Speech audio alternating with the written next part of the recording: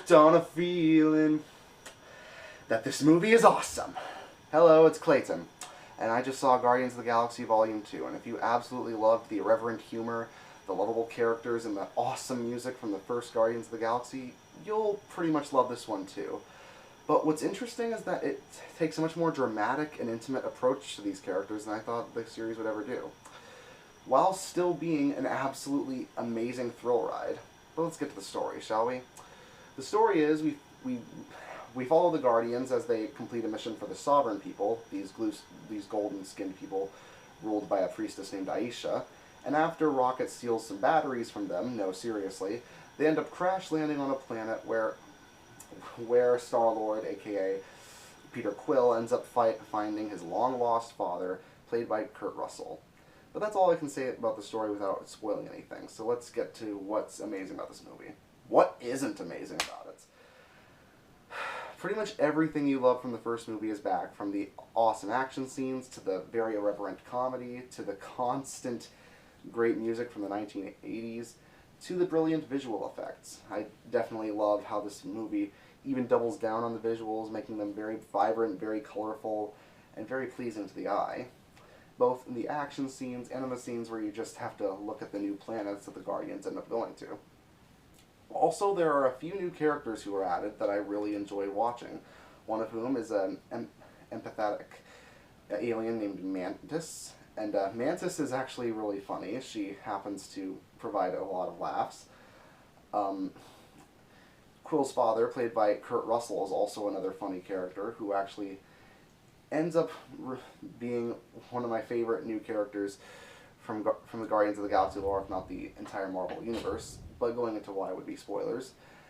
And even though the Sovereign people aren't exactly the most interesting or fleshed out characters, they do have their funny moments, and Aisha is clearly a villain to remember.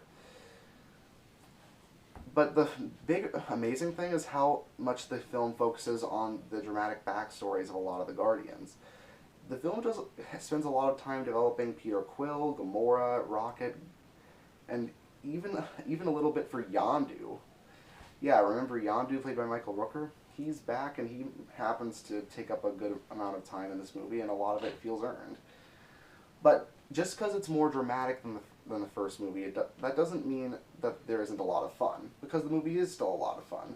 It's the same crude, irreverent humor that you remember from the first film, but it's still absolutely funny, and with only a few callbacks to the stuff that people liked from the first movie, while mixing in new jokes and plenty of amusing visual humor, especially with Baby Groot, who Vin Diesel is clearly still having fun playing.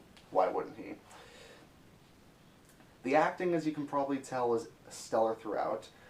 Chris Pratt, Zoe Saldana, Dave Bautista, Bradley Cooper, Vin Diesel, Kurt Russell, Elizabeth Debicki, even Karen Gillan as Nebula, all of them feel much more well-developed, much more easy to cheer for, and all of them contribute very well to the story. And despite this being a sequel to Guardians of the Galaxy, it's probably the least connected to all the Marvel movies beforehand. It's still in the Marvel Cinematic Universe, but since it feels disconnected from a lot of the other stories, it doesn't feel the need to remind you of the other films that exist in the universe, like some of the other Marvel movies do. It still has references to the comics, and even an insanely funny Stan Lee cameo. Why wouldn't there be one?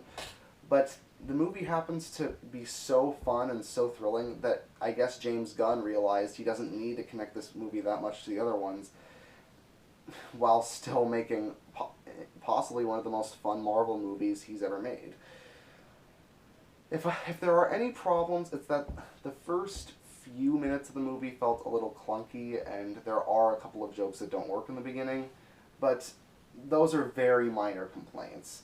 Those are literally just me picking apart the few things that don't work in this movie for the sake of this movie, not just me gushing about it. But it's very hard not to gush, considering that Marvel outdid itself again, where it's very, very odd that we're almost hoping for one of these movies to suck so we can compare the other movies to it, but none of the movies do suck.